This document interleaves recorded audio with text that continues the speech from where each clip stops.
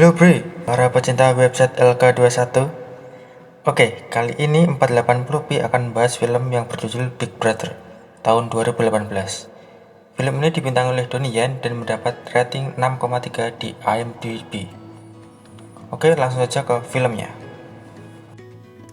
Di awal film kita diperlihatkan adegan wawancara antara Capsek, Takji, dan Chen Xia, di mana Chen Xia bermaksud menjadi guru di sekolah tersebut.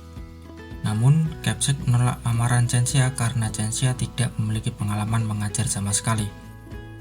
Tapi Capsek berubah pikiran setelah Chen Xia memperlihatkan surat sakti yang dibawanya. Saya nggak tahu ini isi suratnya apaan, tapi setelah Capsek membacanya, ia pun menerima Chen Xia untuk menjadi guru di sekolah tersebut. Scene pun berlanjut keesokan harinya.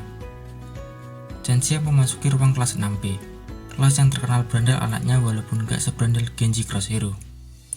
Benar saja ketika Chen Xia masuk, semua murid-murid menghiraukan keberadaannya. Ada yang master chef dadakan, ada yang jadi pro player, ada yang tidur, ada yang main gitar, ada juga yang ngerumpi. Chen Xia mendekati mereka satu persatu dan membaur dengan segala pengetahuan yang mengesankan. Tetapi tetap saja semua murid menghiraukannya. Setelah kelas usai, Shin berpindah ke gudang olahraga. Di sana, murid-murid berandal 6B sedang merokok. Lalu anak-anak basket datang. Mereka hampir ribut akibat tidak terima dengan asap rokok yang berandal 6B buat. Keesokan paginya, Chen Xia bergegas memasuki kelas 6B. Dia disambut dengan jebakan ember di atas pintu. Untungnya, keahlian bela dirinya di film Ip Man dapat diandalkan. Mereka pun gagal menjebak Chen Xia. Chen Xia memulai materi dan menjanjikan boleh pulang bagi siapa saja yang bisa menjawab pertanyaannya. Chen Xia memberi pertanyaan seputar rokok karena mengetahui murid-muridnya ada yang merokok di sekolah. Lalu salah satu murid kelas itu dapat menjawabnya, dan diizinkanlah keluar kelas. Pertanyaan kedua pun berlanjut. Ternyata dengan cara ini Chen Xia berhasil membuat murid-murid antusias. Di akhir sesi jam pelajaran, Chen Xia berpesan pada murid-muridnya pentingnya berpikir kritis agar tidak mudah dibodohi seseorang. Adegan berpindah ke ruang Capsek, di mana diadakan pertemuan antara Capsek dan Biro Pendidikan. Capsek meminta agar sekolah ini bisa memenuhi target Biro Pendidikan. Jika tidak bisa, maka sekolah ini akan ditutup. Capsek pun pesimis dengan hal itu. Di kantin, kelima berandal ini ingin makan. Salah satu dari mereka memprovokasi anak-anak basket yang kemarin. Merasa tak terima, anak basket pun membalasnya. Dan adegan pergelutan pun tidak terhindarkan. Chen Xia mendapat kabar bahwa kelima muridnya dikeluarkan dari sekolah karena perkelahian. Chen Xia pun bergegas mencari kelima murid itu, dan ternyata mereka masih berkelahi. Lalu Chen Xia melerainya dan memberi mereka surat penyesalan. Namun, salah satu dari kelima berandal tersebut tidak mau menerimanya. Malam harinya, Chen Xia mencari data siswa murid 6B. Di sini diketahui identitas kelima berandal tersebut. Yang pertama ada Qian Zufa, keturunan Pakistan yang dari kecil suka sekali bernyanyi. Ia bercita-cita menjadi seorang penyanyi. Yang kedua, Wang Denan. Ia hidup di keluarga yang pilih kasih, di mana orang tuanya lebih menyayangi adik laki-lakinya. Ia suka mobil dan ia ingin menjadi pembalap F1.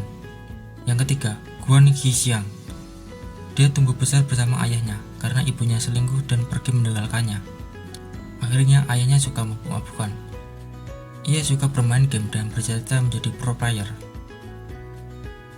Keempat, Guan Qicheng. Dia mengidap penyakit tertentu yang mengakibatkan Qicheng lebih susah berkonsentrasi. Dia suka membantu ayahnya dan adiknya.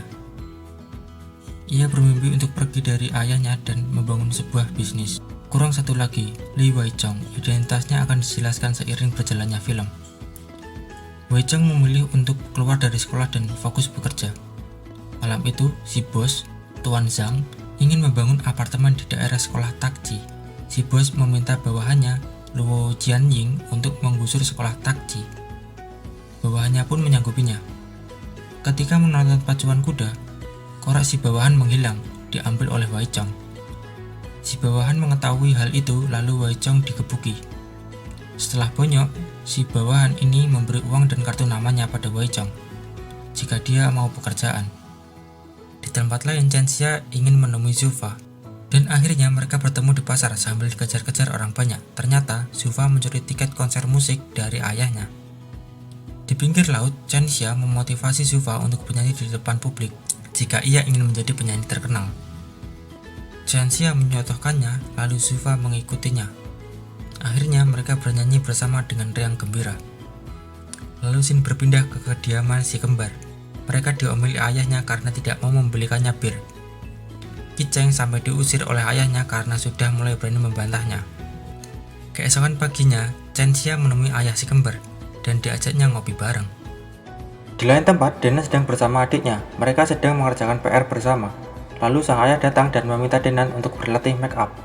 Karena sang ayah akan jodohkan Denan dengan anak dari bosnya. Tapi Denan menolaknya dan menyelinap pergi dengan mobil ayahnya. Namun di depan pintu parkiran, Denan dihadang oleh Chen Xia. Chen Xia mengajaknya ke tempat go-kart agar Denan bisa mengemudi mobil dengan puas dan aman. Denan mengajak Chen Xia balapan, namun Chen Xia menolaknya. Karena yang akan balapan dengannya adalah ayah Denan sendiri. Ayah Denan berjanji jika Denan bisa memenangkan balapan, maka Denan tidak akan disuruh-suruh lagi oleh ayahnya dan diperbolehkan sesuka hatinya. Balapan berjalan dengan sangat sengit, namun Denan berhasil mengalahkan ayahnya. Lalu Denan menagih janji ayahnya, tapi ayahnya pura-pura lupa. Denan pun kesal dan memacu go-kartnya di jalan raya. Sang ayah pun mengejarnya.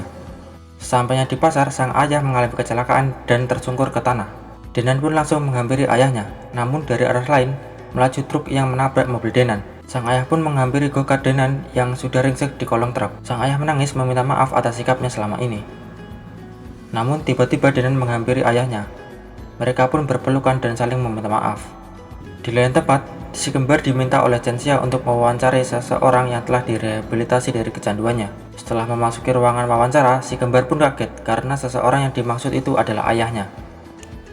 Di sana ayahnya mengungkapkan alasan kenapa ayahnya selalu mabuk, bahwa ia ingin melupakan deritanya dan ia tidak ingin menyesal lagi karena kehilangan anak-anaknya. Tuan Guan pun meminta maaf kepada anaknya atas kelakuannya selama ini, lalu momen haru pun pecah. Di suatu malam, Wei Chong menemui Bos Ying di sebuah gym. Bos Ying adalah pemilik gym dan juga bandar judi MMA. Wei Chong diminta untuk meracuni pemain MMA agar ia kalah dalam pertandingan. Keesokan paginya, Chen Xia mendatangi rumah Wei Chong. Wei Chong adalah anak yatim piatu. Ia tinggal bersama neneknya di sebuah kontrakan kecil. Sedang asik mengobrol, Chen Xia menemukan obat draktik purgatif atau obat mencret. Lalu Chen Xia mengambilnya secara diam-diam dan pamit pulang. Chen Xia juga memberi nenek Wei Chong sejumlah uang. Malam harinya, Wei Chong melancarkan aksinya. Namun ia ditawan oleh pelatih MMA. Lalu Bos Ying memerintahkannya untuk tutup mulut.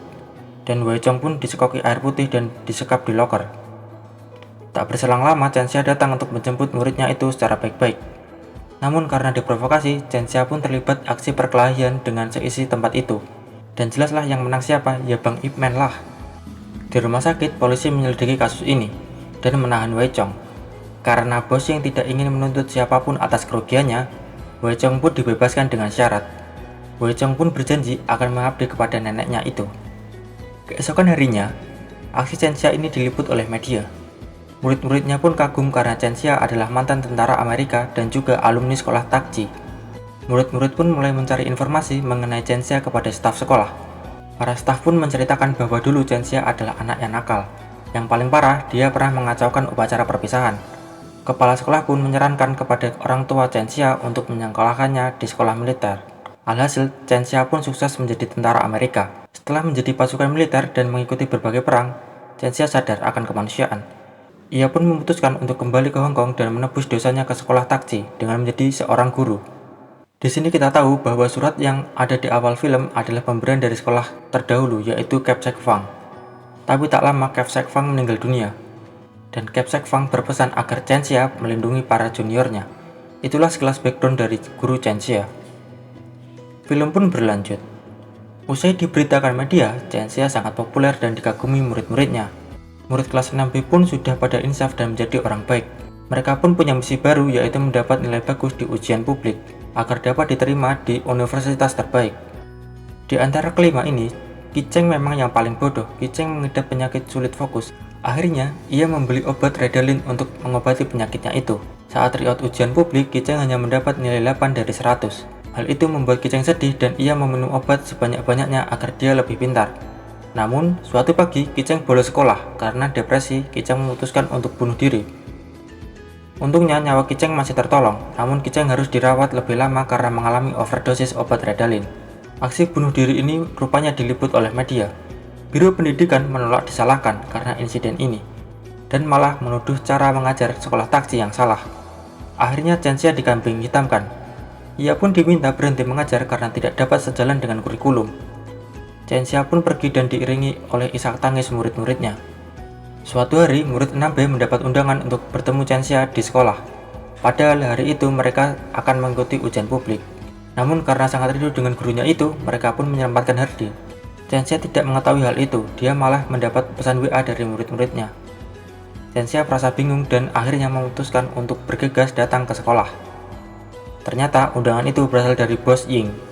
Bos Ying berniat melakukan aksi vandalisme dan menyekap para murid-murid agar mereka tidak dapat mengikuti ujian publik dan akhirnya sekolah itu akan digusur. Tapi aksi itu digagalkan oleh Chen-xia. Chen-xia sukses menghajar anak-anak buah Bos Ying. Bos Ying punya dendam mendalam dengan Chen-xia. Ternyata Bos Ying adalah anak yang bermain piano itu. Chen-xia pernah mematahkan jari Xing saat waktu sekolah dulu dan membuatnya tidak dapat bermain piano lagi. Akhirnya mereka pun bergelut di ruang kelas. Pertarungan diakhiri dengan sangat epik. Lalu Chen-xia meminta maaf atas kejadian waktu sekolah dulu.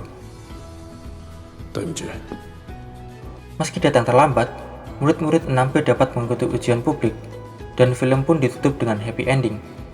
Bagaimana menurutmu dengan film ini? Menurut saya, film ini sangat jelas dan mudah dipahami. Isu yang diangkat pun juga sangat bagus, mulai dari sistem pendidikan dan hubungan antara orang tua dan anak. Beberapa adegan juga membuat saya terharu. Menurut saya, film ini sangat recommended untuk ditonton. Menonton film ini secara full akan memberikan pengalaman lebih. Maka dari itu, bagi kamu yang ingin mendownload film ini, bisa klik link di bawah. Jika kamu suka dengan konten dan channel seperti ini, tolong tekan subscribe dan klik lonceng notifikasinya. Like dan komen agar channel ini terus berkembang. Oke bre, udah selesai videonya, terima kasih. Untuk cara downloadnya,